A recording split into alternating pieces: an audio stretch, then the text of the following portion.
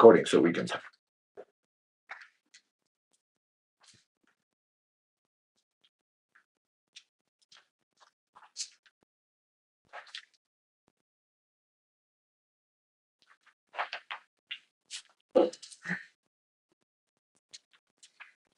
And welcome back. This is Tampa Home Talk. I'm your host, Katrina Madewell. Thank you for joining us today on our live stream.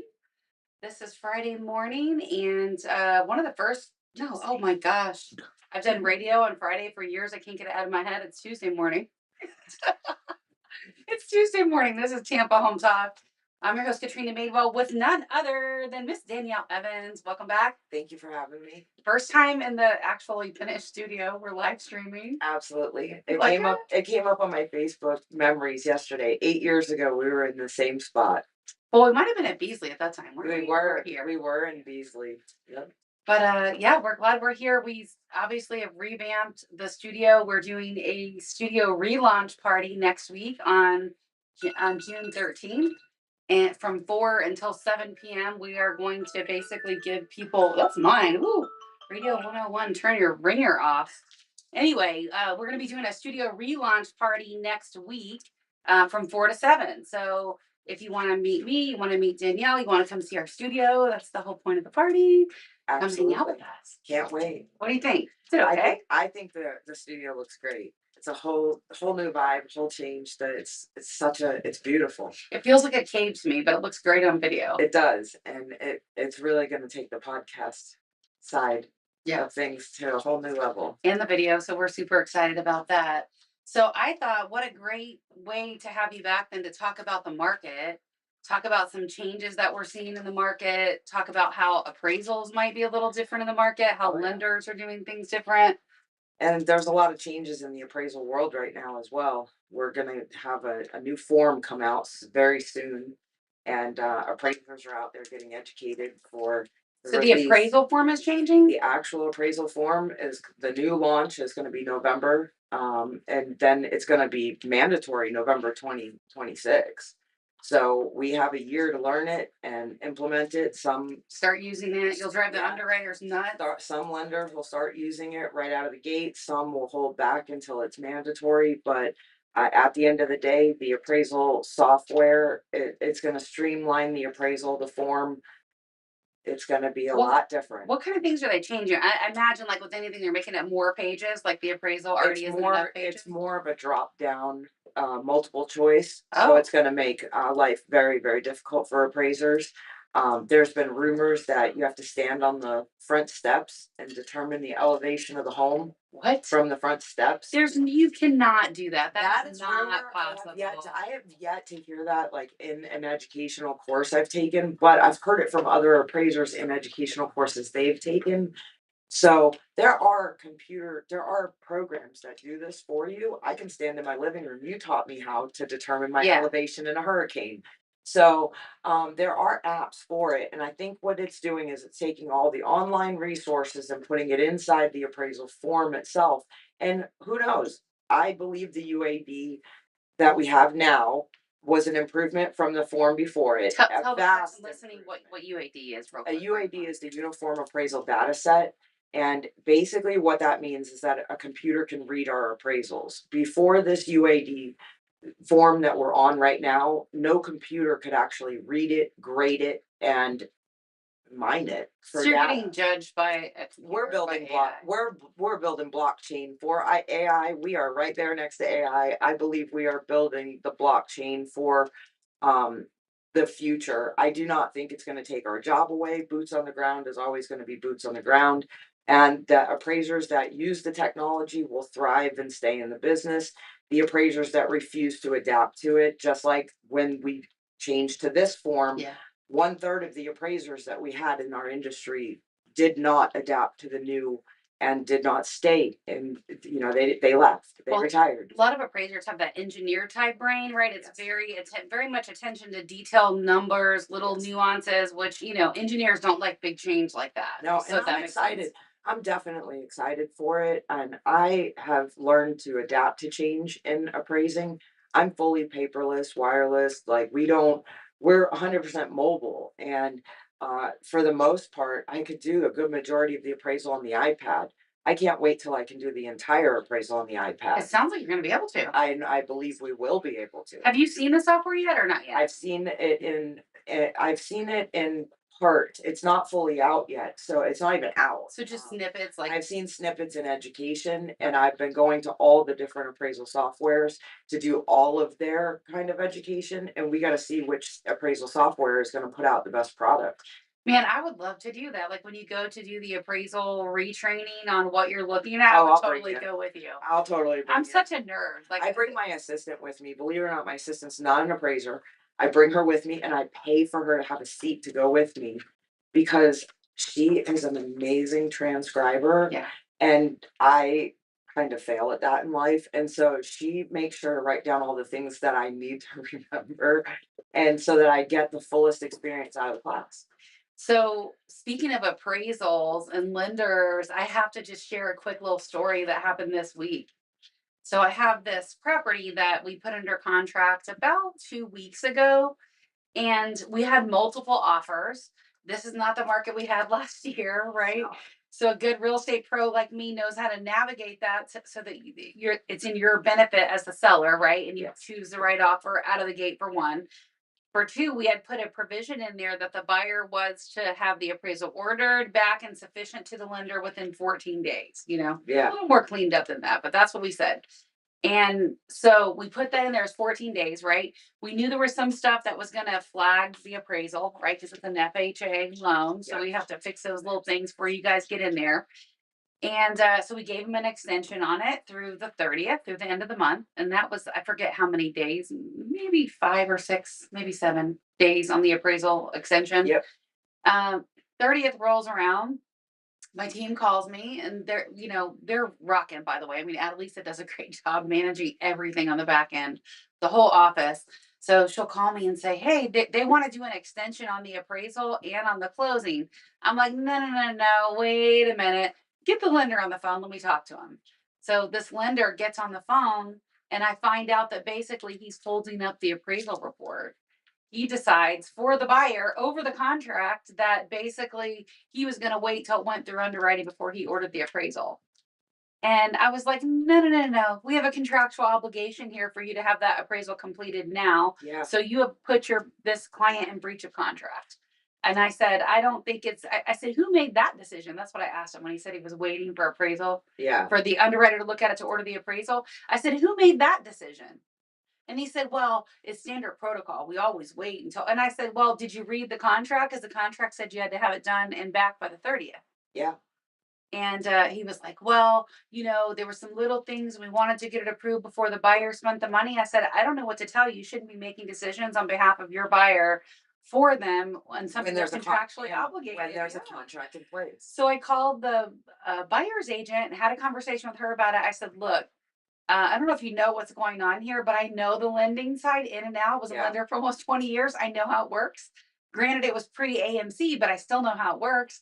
And I said, this lender intentionally sat on the appraisal, did not order it, and now has put your buyer in breach of contract. She didn't know what to say, right? She was like, I said, look, she goes, well, what do you want us to do? I said, I want you to call your buyer and let your buyer know what this lender has done Yeah. and give them the option on what they want to do. Absolutely. I said, because at this point, they breached the contract. I guess he could turn it down, but it's before underwriting, and that might be a fight. Yeah. And she said, yeah, let me call them. She said, well, how does it work? What do we do? And I said, let me tell you how it works. I said, basically, he's a broker. So all he has to do is go in there and put in the appraisal request, and appraiser is going to pick it up. Yeah. I said, and if he orders it on a rush, he'll get it done right away. I guarantee you. Yeah. And she says, well, what do you mean? And how does it work? And I said, listen, the lender can't talk to the appraiser, but we can. Yeah. I said, he can go in there and order it and tell me who the appraiser was assigned, and I can call them.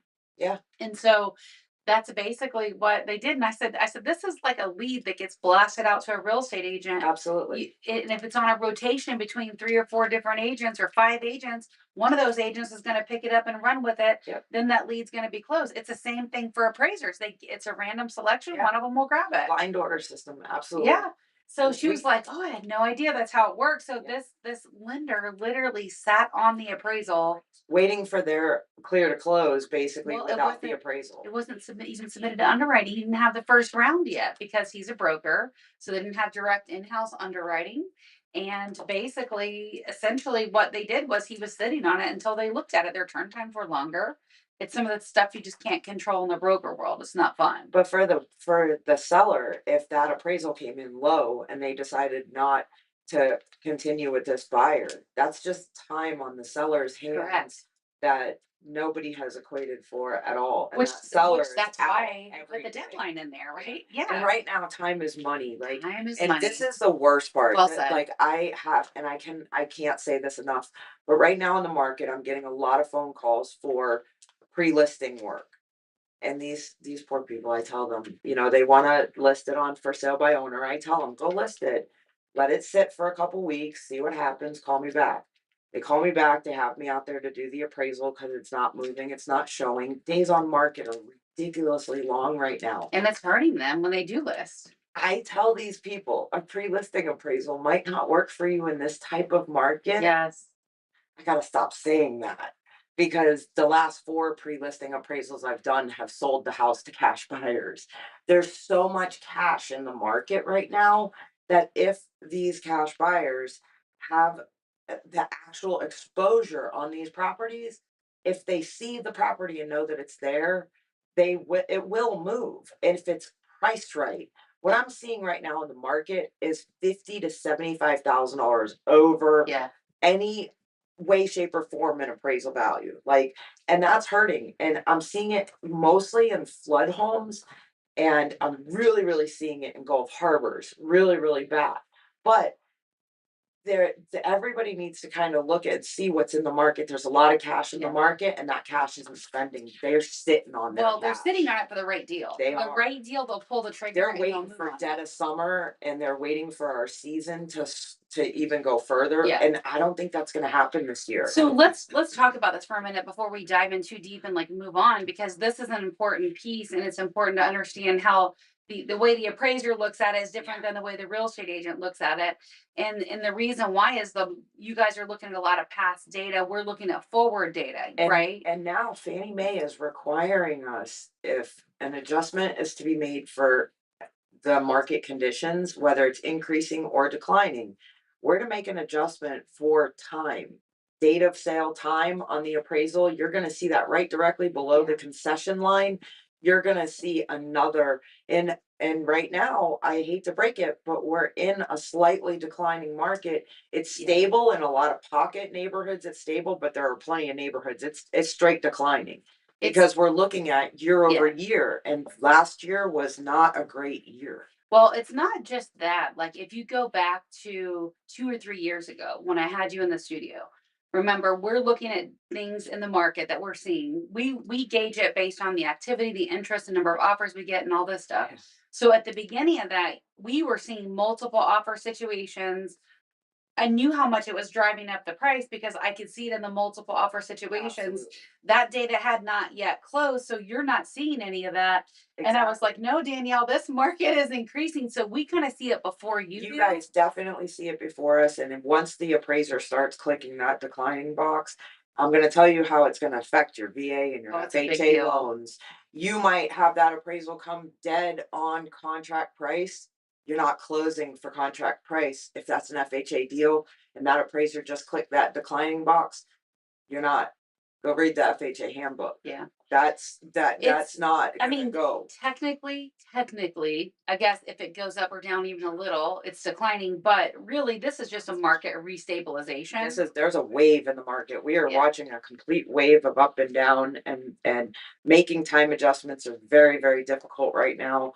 And the appraisers are being required to have a lot of data, sometimes a lot of data we don't even understand. We had a hurricane in the mix that makes it even worse. Yeah. Right now, a lot of appraisers are using that hurricane as an excuse not to make the adjustment because it's a valid excuse. There's a Yeah. real ripple and a stigma in the Well, market. that's a whole different animal in itself, It but is, but and Tampa going Bay is yeah, hugely affected by it. it is definitely, and there's a lot of places on the whole West Coast that are Yeah. affected by it.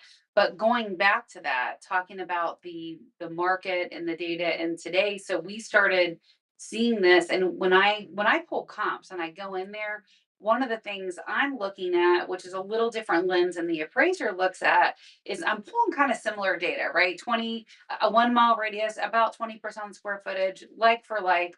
But what I'm seeing a lot of times is a ton of active sales. Yes, I might see one or zero pendings yes. and then some solds. And I And the need to solds are nowhere near the active. So when we none. look at that, Danielle, And going then back, look at the pending and see the pending and call the agent on the pending right. and see how difficult they're having on getting it appraised.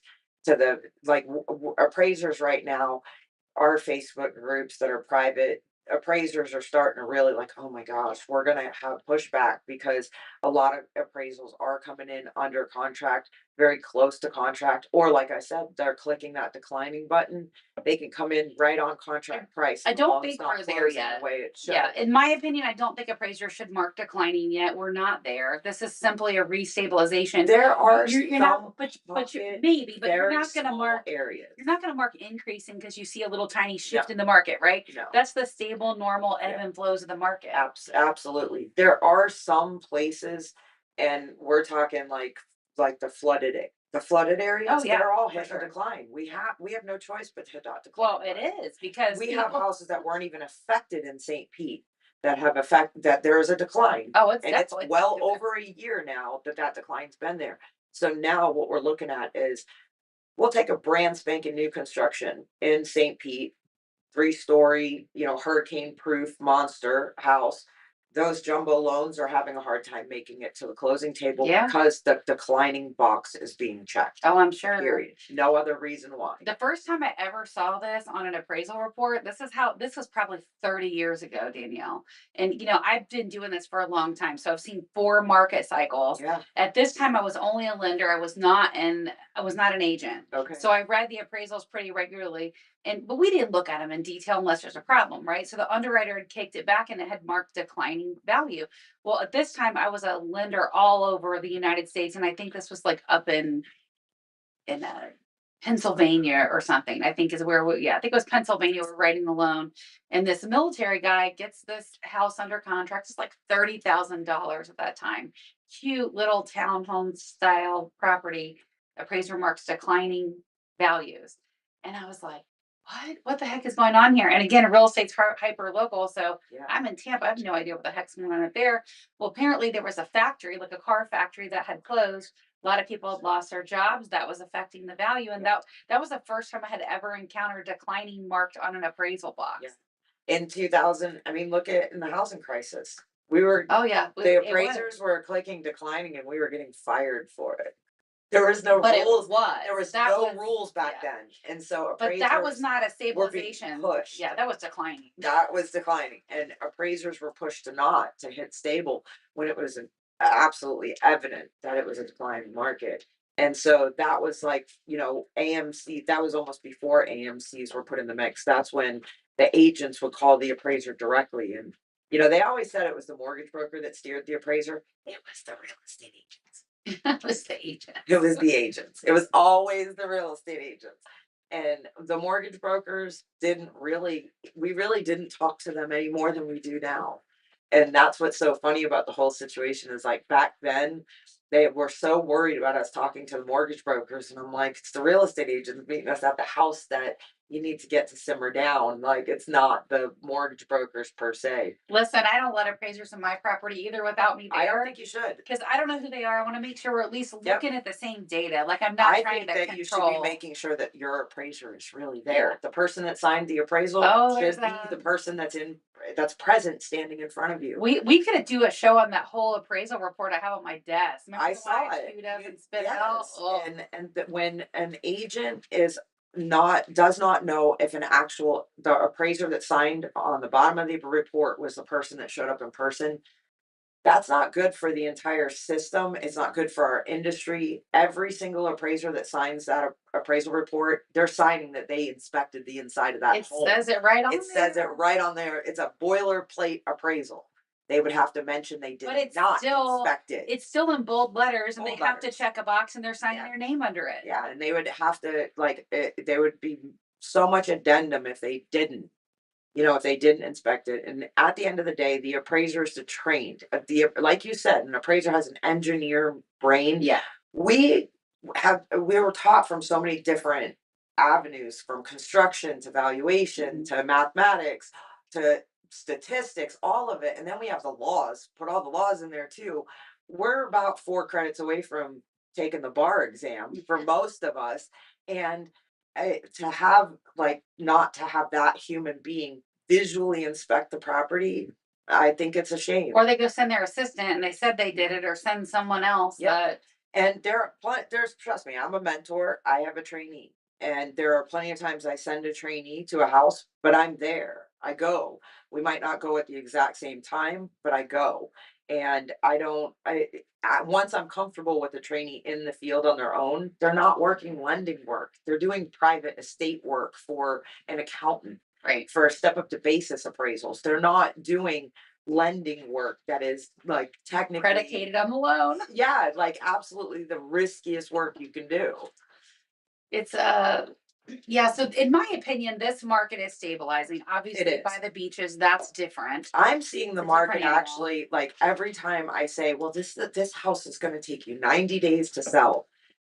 And then I gotta remember, but I'm there to give them the pre-listing price, and they're really going into this. I gotta remember the definition of market value better, Well, because and if it's listed properly, it won't sit on the market forever and a day. well, here's the thing. I mean, we're looking at data just like you, Yeah. right? So we're looking at how long it took other properties to get a contract and sell. The difference may be that, and I think that's the case in a property you and I both worked on. Yes. The other comps that you're looking at, that I'm looking at, that are Yes. pending, that are sold, they weren't marketed and set up and photographed and everything the same way. Absolutely. And so, yes, it did take them longer. Where if you have another property where if it's just priced correctly, Yes. it's marketed well, it's on every channel, well, but where buyers are looking, Yes. your description is rocking. That's huge. The Like description is that. huge. My assistant writes it a lot on Yeah. that particular property. I'm like, no, I'm going to write it myself. And I gave it back to her.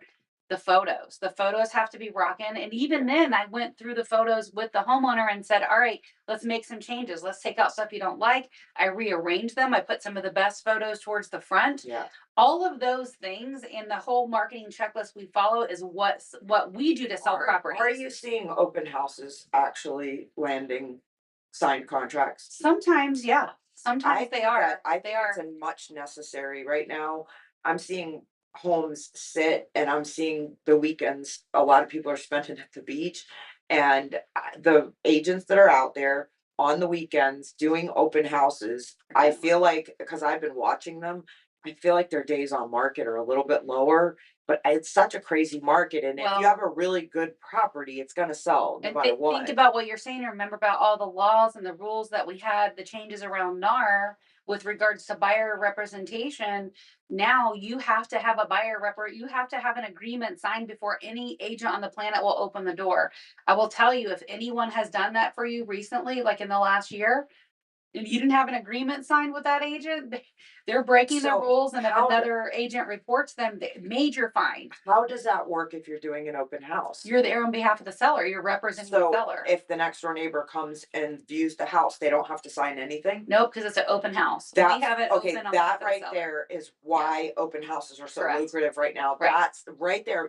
As a buyer, I don't want to sign your paper. A lot of buyers don't. I don't. Right. And you're my agent, and I love you to death, but I feel like signing that paper is committing to buying that house. So As a buyer, right. that's how confusing it is for somebody that's not a real estate It's agent. all in how you explain it, right? But So what if I want to see a house with you, but then I want to go see a house with Jackie? And I haven't decided which agent I want. then you better sign a touring agreement or something that's not Nobody tells us that there's I a know. touring They're agreement. not going to. They're not going to, because agents work 100% on contingency, right? And they don't get paid anything until not only they've sold you a home, but you get successfully to the finish line. There's a whole lot of things that have to happen in that time frame, but it's all in how people are explaining it, right? So Absolutely. as a listing, we can't sell anyone's property until we're retained to do so, right? Absolutely. There's no difference on the buyer side. I can't help you or show you a property until we're retained. And I tell people, I can see where an yeah, open house will attract a cash yeah, buyer Yeah. faster. Right now, because of the whole buyer broker agreement, you know how picky It's not cash changing. buyers are? Yeah. They don't even want to commit to a real estate agent. But here's the thing, and I'll play devil's advocate on that one. You're right. Yep. It's the 80-20 rule. 80% of the agents suck. I got to work with these guys, so I know how it is. The other 20% are rock stars and Yeah. they're doing it at a high level. So let's imagine for a minute you're that cash buyer. Yep. You're scared to commit. You don't want to do it. You think all agents are the devil. Everyone you met has sucked so far. Yeah. And you don't want to commit to an agent because you think Yep. they're just going to be this fat cat lazy agent that's not doing any work. Okay. Yeah. All right. So you have the agents like me that are super networked. And let's say that buyer signs a buyer rep agreement with me versus just going through the open house. That property we were just talking about, if it had been held through Monday, we would have probably been in a multiple offer round. Okay. And if we were in a multiple offer round, now guess what? Now that cash buyer has to compete with the other buyers if they want to what you've retained me, so now I can tell you about stuff I know that's coming on the market before you have to compete in an open house Gotcha. situation.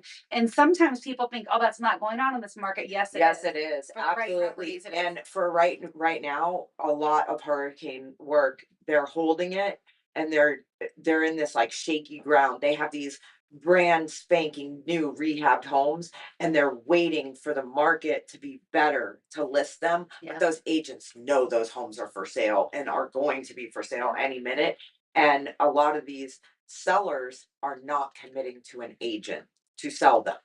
I am talking people into left and right. You'll never expose your home. It'll never get exposed properly.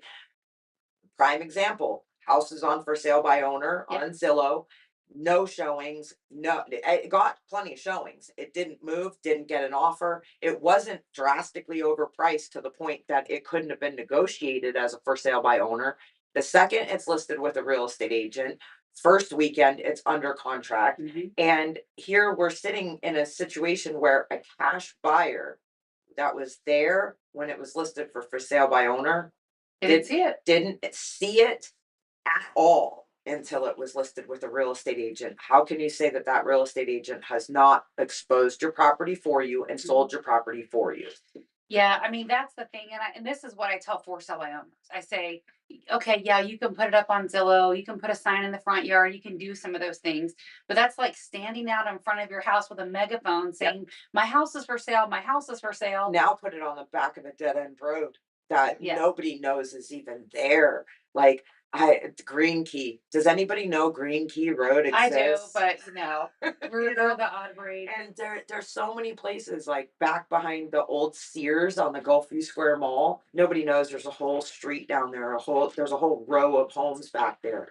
And the sellers are like, why won't anybody buy my house? And I'm like, nobody knows you're here.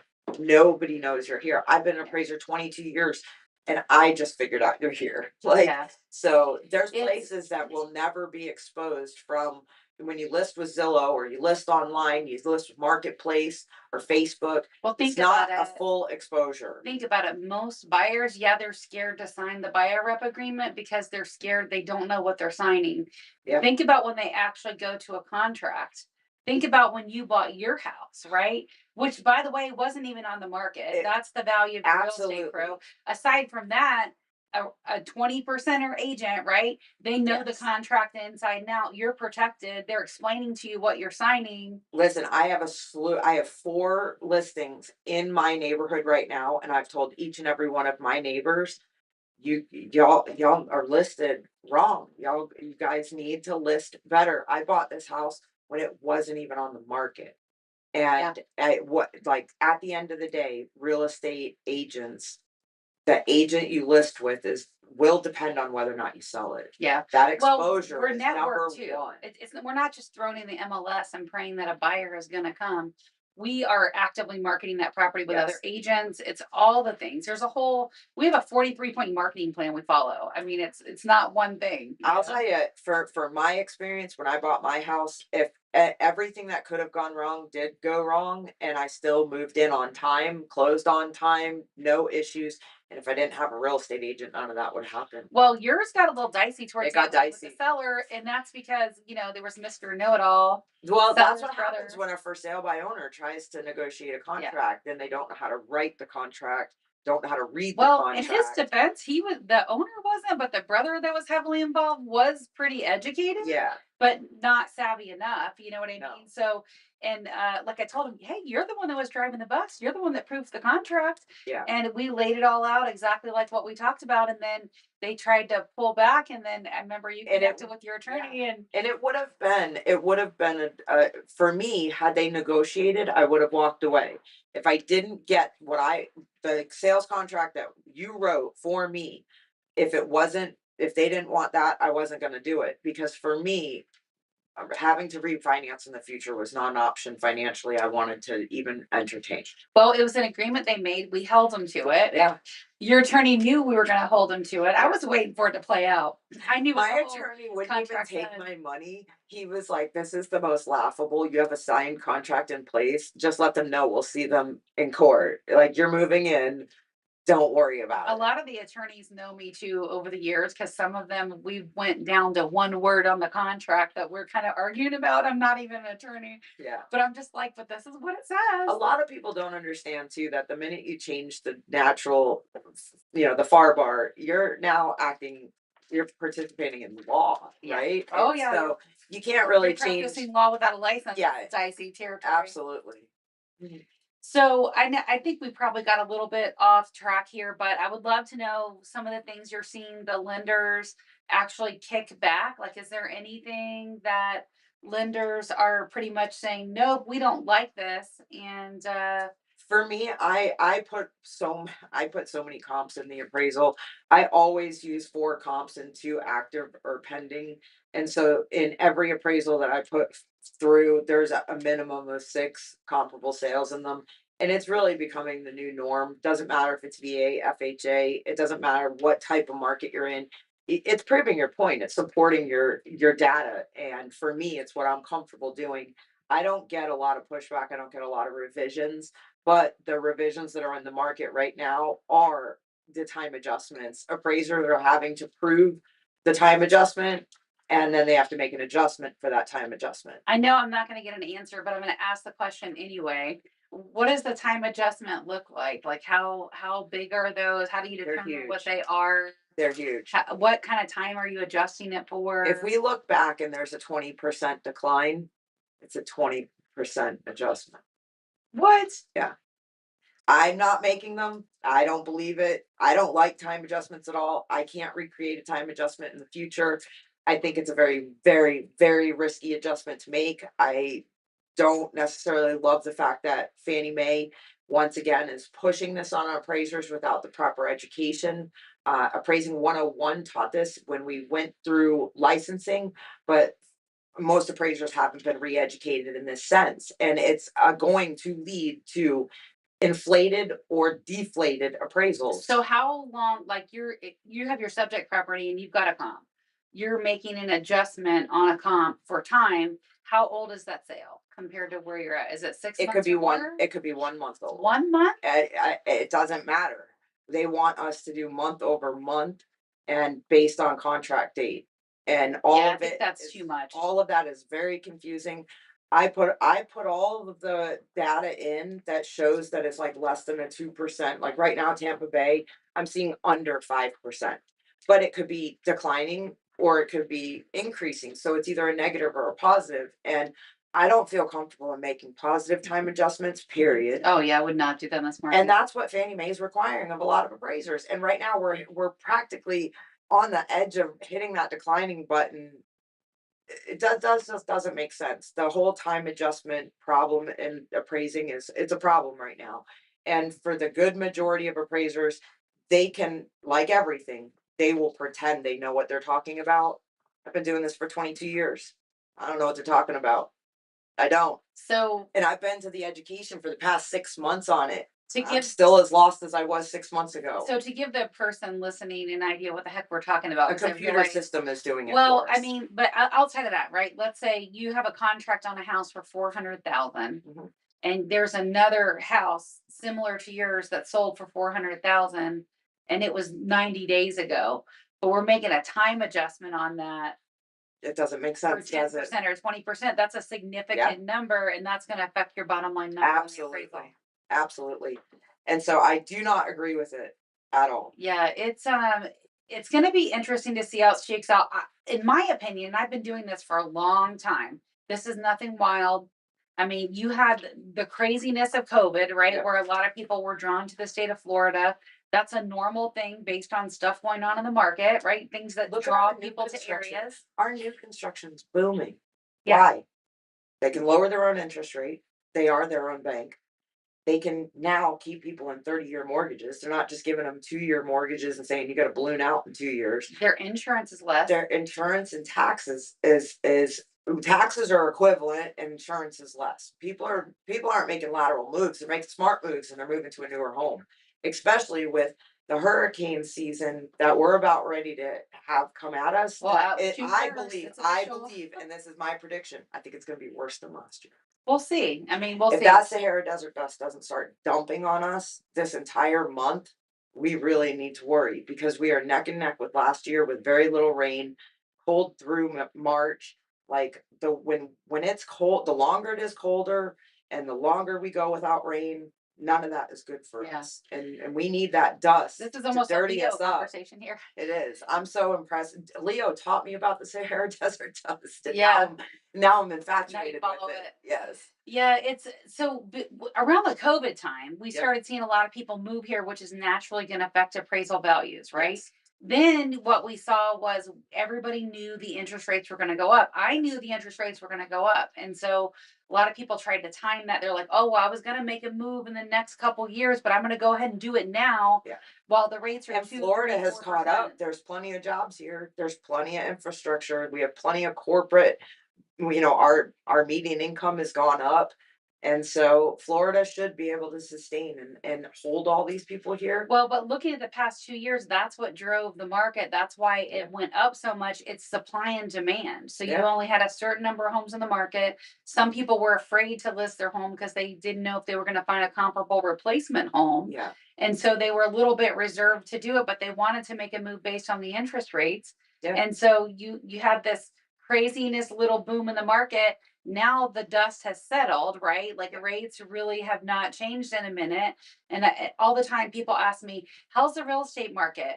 When are the rates coming down? And I tell them, don't Don't bank on take the the rates. rate. Don't take the rate. Well, I mean, aside from that, don't bank on the rates coming down because historically speaking, you It's can go study it. We're exactly where we should be. Yes, absolutely. And I will say this, like I've had a lot of very close family members that bought in super high interest times and were able within 2 years to refinance out. They ended up in their dream home. They bit the bullet for a few years. They bit the bullet to refinance Yeah. too.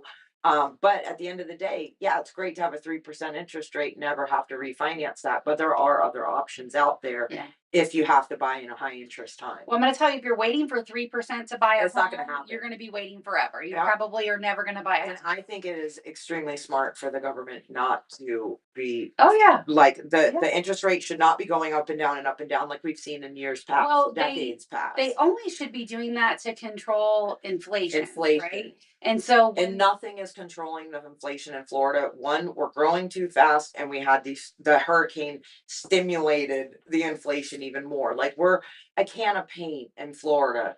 We saw it finally come back down, and then the hurricanes hit right back up. yeah. And so we in Florida, we're not going to see that, but nationally it needs to come down. But here in Florida, our growth is too big. Our inflation's not going to stop. It's definitely hyper local. Real estate Yeah. is. But I mean, And Orlando's booming. I hate to break it to anyone. Orlando is booming, and the prices, like the rentals, have come down in Brandon, Valrico, Sefner, Plant City, Polk City, all up in that corridor. We've seen the rentals come down all the way up into Davenport and Kissimmee. It's only come down by $200. It has not come down by 5 to 7, And like people it's are not going saying, to, yeah. and it's not going to. And that's how we know the market's stabilizing, Yeah, right? Because people absolutely. have even drops in rent prices, and those little things is Yep. what stabilize the market. And Orlando, people come into Orlando, live in Orlando for a little bit, and then spread around Florida. Like Orlando is a hub that people come into, and then they're like, "Oh my gosh, I shouldn't have landed here." And they come over to Tampa because it's a smaller city. Well, And I think, they oh, it'd move be around, fun to live near and Disney. then they realize it's And then not they because say, a oh gallon my of milk gosh. is too expensive. Well, I mean, in the tourist traffic. My daughter lives on International Drive in Orlando because she works up there at the Waldorf Astoria, and she has to go over to Kissimmee and Davenport to go grocery shopping. There's a drastic Wow. I difference. believe it, If yeah. she goes right around the corner because she's on International Drive, she goes to Publix there. It's $9 for a gallon of milk. It's $6 if she goes to Davenport. I believe it. It's definitely that is, that's there in Orlando. That's that what they're doing. But down in Sarasota, it's no different. I see it in pocket areas of like the beach communities down in Sarasota area. So to kind of put a bow on this episode, because we're talking about market changes and stuff, I think what you said is on point in terms of time is worth a lot of money. It is. So like you look at a for sale by owner, even that lists their home right now, they think they're saving the commission, but they're really not. They're not. Every day that they sat on the market as a for sale by owner, hidden behind a The Zillow, property Zillow tracking. pushed all Zillow did was push 50 agents onto their plate to call them to come see the house. It did not get the house sold. The second they list with an agent, get on the multiple listing service, they have the property under contract the first weekend. And it's not for any other reason besides they actually exposed to the general public, And not exposed it to well. just real estate Yeah. agents. At a right price, because that's At the right another thing price. too. Like that's a lot of fights that I have with sellers when I go in to meet with them. They think the price is here, and I have to show them why it isn't. Yeah. I have to show them with data like why they need to price it. And then I come in right behind you as the bad guy, and I'm like, and I tell people all the time, I can give you the facts or I can give you an inflated bunch of paper that's not going to sell your home. I'm You surprised your want the number hard wasn't facts. higher based on past data. You know what I mean? In current market. It came down to the actual adjustments. There was no way to mathematically be able to even predict that. I thought that it was going to come in at 550 as well, and it ended up coming in at like 539 or something like Yeah. that. And it was really based on the adjustments and the fact that land size is Yeah. subjective. So I'll tell you how I know I did a good job marketing this because I went out to a crew event, which you were supposed Yep. to be at last night. And I had people actually asking me about the house. So they're like, oh, tell me about that one house you That would be a great listen. crew house. Oh yeah, it That would is be. true. You But just tell me when I need to be. But I'm just saying, like that's the marketing part, Yes, right? The people that are absolutely. super networked and they're Yeah. getting it in front of people that aren't even looking, and they're like, "Hey, I would buy that You know house." what's so funny is that I walked into this appointment and they asked me for a recommendation. I didn't say to them, they had 35 agents come through their house. Zillow only exposed them to real estate agents. Those real estate agents just wanted the listing. They didn't have a buyer to buy the house. So they asked me, who's your agent? Now, of course, I tell them you. They signed, I swear, I didn't even have the appraisal done, and they were already signed with you. It was on the market. Oh, like you said, they called me your way out the door. You were leaving. I but was they're, like, leaving, on and the I was phone. like, I gave them your wrong phone number, and She's like, "Can you come today?" And surprisingly, I had an opening, but usually I not it same was day. just one of those fluke things. But it goes to show you, 35 other agents walked through their house, and Zillow is the one that put them there. And that was not what sold the house. What sold the house was having a real estate agent with 5,000 friends on Facebook and having a Word network. You know what I mean? Having a network Yeah. of people that thing was exposed so fast between your social media and MLS listings. That thing I knew, and that was such a beautiful It was property, pretty, yeah. and there's so much that can be done. So I do see where I that thought it would have been such a good Airbnb too. it would have Would've been. such a good It would have been. We'll have to do a whole show on the 43-point marketing plan. We'll Absolutely. have to talk about that maybe the next time we come in. Absolutely. And, Thank you for having me. I'm so glad you're here, Danielle Evans, Gateway Appraisal Services, official show partner for Tampa Home Talk, and a rockin' appraiser. I'm just saying. So Just even if you saying. don't want to hire me, you should hire her because she'll at least give you a good appraisal. So And I do FEMA 50 work. yes, that's a big one. If you've been flooded and you're fighting on that 50 rule, you want to Yeah, give her a if call. you need a permit, let me know. I'll help you. 813-377-2775. I have not given it out all hour. I'm sorry. 813-377-2775. That's our off-air number. You can call or text us there anytime. I'm your host, Katrina Madewell. This is Tampa Home Talk. Love where you live, or we're going to fix it. Welcome home.